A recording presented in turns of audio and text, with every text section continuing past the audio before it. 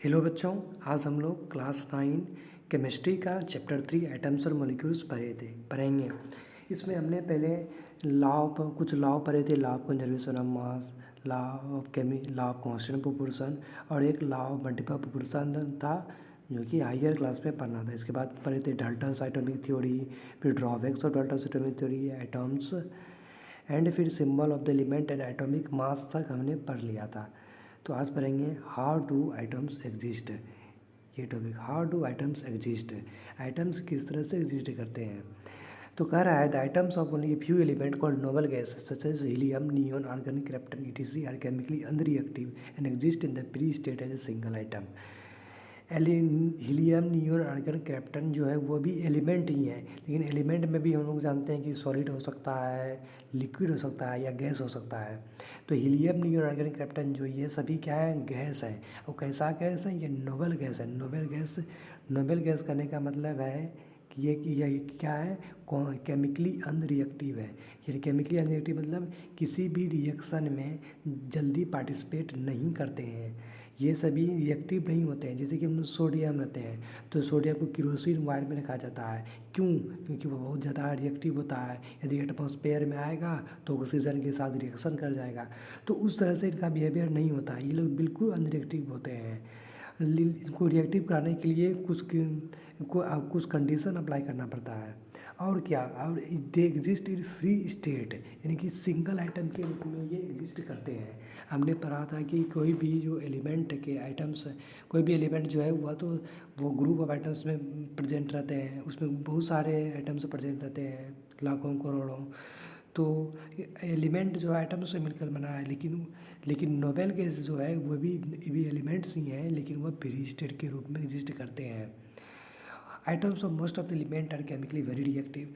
हम लोग जानते हैं सोडियम का मैंने एग्जांपल दिया, पोटेशियम है, कैल्शियम है। सबसे ज़्यादा रिएक्टिविटी सीरीज ऑफ मेटल पढ़ेंगे तो सबसे ज़्यादा रिएक्टिव है पोटेशियम, सोडियम, कैल्शियम, एल्युमिनियम, इस तरह से नीचे आते जाता है। तो मोस्ट एलिमेंट का जो आइटम्स है वह फ्री स्टेट के रूप में एग्जिस्ट नहीं करता है। फ्री स्टेट करने का मतलब है कि सिंगल आइटम के रूप में एग्जिस्ट नहीं करता है। जब भी उसको तोड़ेंगे तो वो ग्रुप ऑफ आइटम्स के रूप में ही निकलेगा। सिंगल आइटम्स एग्जिस्ट नहीं करता है। तो items usually exist in two ways. कौन कौन से? In the form of molecule and in the form of ions. Items जो है दो प्रकार से एग्जिस्ट कर सकते हैं, या तो मॉलिक्यूल के फॉर्म में या फिर आयंस के फॉर्म में। मॉलिक्यूल्स किसे कहते हैं? जैसे कि H2, ये हाइड्रोजन मॉलिक्यूल कहते हैं। N2 नाइट्रोजन मॉलिक्यूल होता है। आयंस क्या होते हैं? फ्री चार्ज होते हैं। तो आगे पढ़ते हैं। व्हेन आइटम्स फॉर्म मॉलिक्यूल्स और आयन दे बिकम स्टेबल। जब आइटम, कोई भी आइटम्स मॉलिक्यूल बन जाता है या फिर आयंस बन जाता है तो क्या बन जाता है? स्टेबल बन जाता है। Keeping because in doing so they acquire the stable electronic arrangement of the noble gas. अब हो सकता है आगे चैप्टर में दिया हो, हम लोग पढ़ेंगे किसी भी एलिमेंट का इलेक्ट्रॉनिक कन्फिग्रेशन। तो कोई भी आइटम्स जब मॉलिक्यूल या फिर आयंस बन जाएगा तो वह स्टेबल हो जाता है। स्टेबल करने में का मतलब वह फिर किसी के साथ रिएक्ट नहीं करना चाहता है। उसको वह सेल्फ डिपेंडेंट हो जाता है, उसको किसी से कोई मतलब नहीं। The molecules and ions stick together in large number two form the various type of matter around us.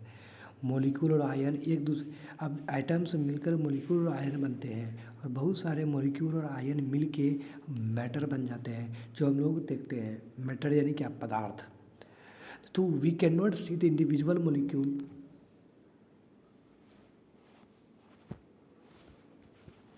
तो we cannot see the individual molecule or ions with our eyes. We can however see the various substances which are big collection of molecule or ions.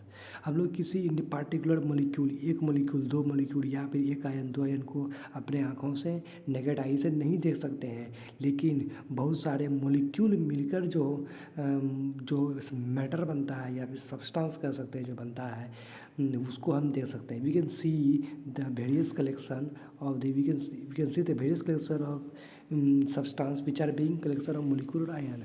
ढेर सारे molecule और ion मिलकर जो बनते हैं substance, उनको हम देख पाते हैं। तो कहने का मतलब क्या है कि एटम्स से मिलकर बना है मोलिक्यूल या फिर आयन, और ढेर सारे मोलिक्यूल और आयन मिलकर किसी भी सब्सटेंस को फॉर्म करते हैं। उस For example, we cannot see the individual iodine molecule.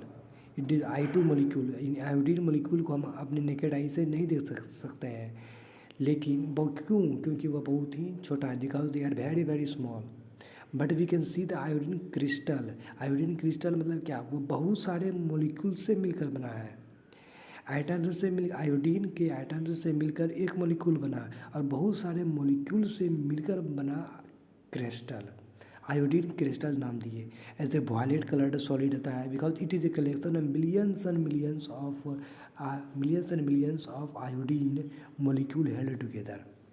मतलब कि मिलियन और मिलियन मोलिक्यूल जो है वह आयोडीन मोलिक्यूल मिला हुआ है. इसी कारण जो हमको आयोडीन क्रिस्टल्स मिलता है. हम इंडिविजुअल आयोडीन मोलिक्यूल को हम अपने नेकेड आई से नहीं दे सकते हैं.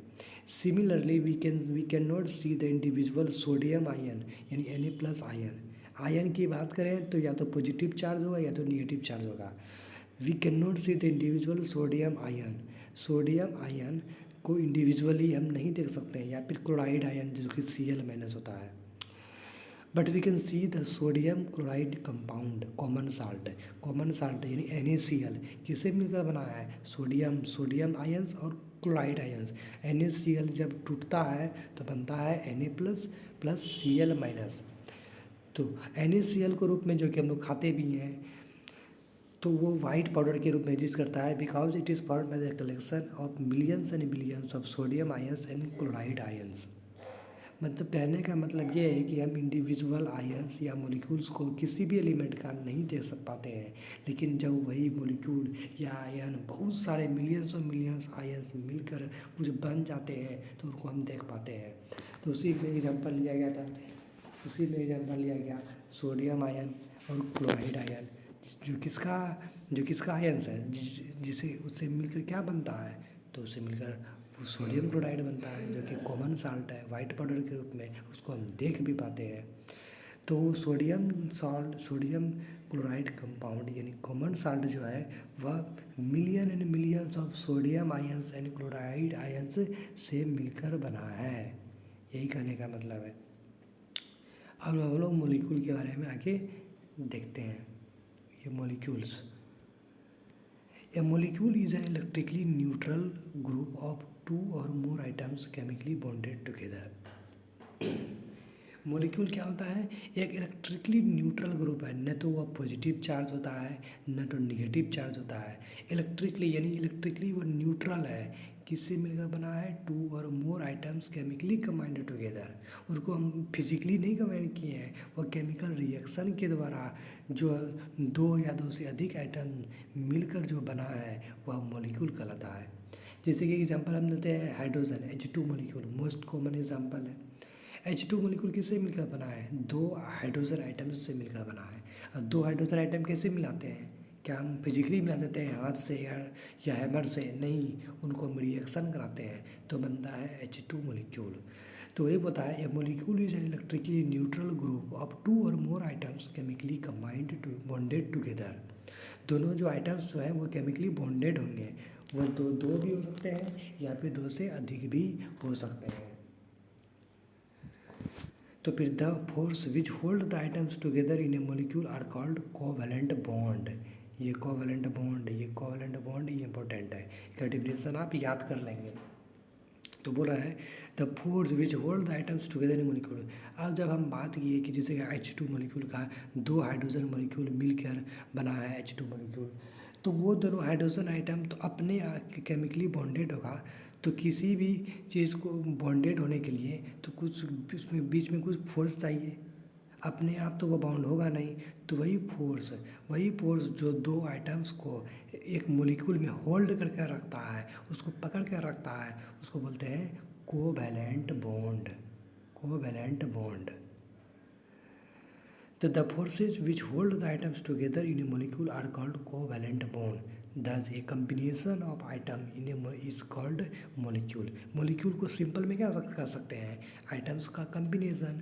यानी मोलिक्यूल जो है वह ढेर सारे आइटम्स से मिलकर बना हुआ है. We know that atoms of most of the element are very reactive and cannot exist in the free state as a single atoms. Mostly element का जो आइटम्स है वो बहुत ही रिएक्टिव होता है और वो फ्री स्टेट यानी सिंगल आइटम्स के रूप में तो एग्जिस्ट करता ही नहीं है. वह ग्रुप ऑफ आइटम्स के रूप में एग्जिस्ट करता है। This is not so with molecules. Molecules के केस में ऐसा नहीं है। Molecules can exist in free state. Molecules free state में एग्जिस्ट कर सकता है because they are very stable. Molecule जो है वह किसी भी आइटम से ज़्यादा स्टेबल होने के कारण वह फ्री स्टेट में एग्जिस्ट कर सकता है। यानी एक मॉलिक्यूल दो मॉलिक्यूल एग्जिस्ट कर सकता है फ्री स्टेट में, सिंगल मॉलिक्यूल एग्जिस्ट कर सकता है, लेकिन कोई भी कंपाउंड बनता है तो ढेर सारे मॉलिक्यूल्स मिलकर ही बनते हैं। तो ठीक है, तो molecule can exist in free state because they are very stable. This gives another definition of molecule. Another definition of molecule which can be written as follows. दूसरा definition क्या है? A molecule is the smallest particle of the substance which has the properties of that substance and can exist in the free state.